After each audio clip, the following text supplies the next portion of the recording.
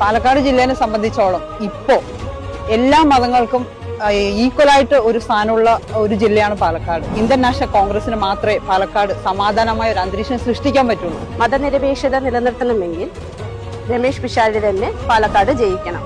Palakkad MLA ആയി രമേശ് പിഷാരടി തന്നെ പാലക്കാട് ജയിക്കും. പാലക്കാട് ജയിക്കുക തന്നെ ചെയ്യും. കാരണം അദ്ദേഹം ഒരു കൃത്യമായ പൊളിറ്റീഷ്യനായി മാറിയിരിക്കുന്നു. അദ്ദേഹത്തിന് കൃത്യമായ അഭിപ്രായങ്ങളും നിലപാടുകളും ഉണ്ട്. ഒരു രാഷ്ട്രീയ ചിന്തയുള്ള ഒരു വ്യക്തിയാണ്. കൃത്യമായ നിലപാട് രാഷ്ട്രീയത്തിൽ കുറേ വർഷങ്ങളായിട്ട് പറഞ്ഞു വെക്കുന്ന ഒരു നല്ല പൊളിറ്റീഷ്യനായി അദ്ദേഹം വളർന്നു.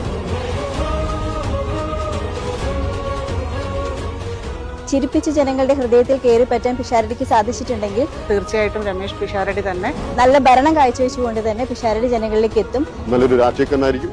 നല്ലൊരു നിയമ സാമാജികനായി കേരള നിയമസഭയിൽ പാലക്കാടിനെ റെപ്രസെന്റ് ചെയ്ത് വേണമെന്നാണ് എന്റെ ആഗ്രഹം.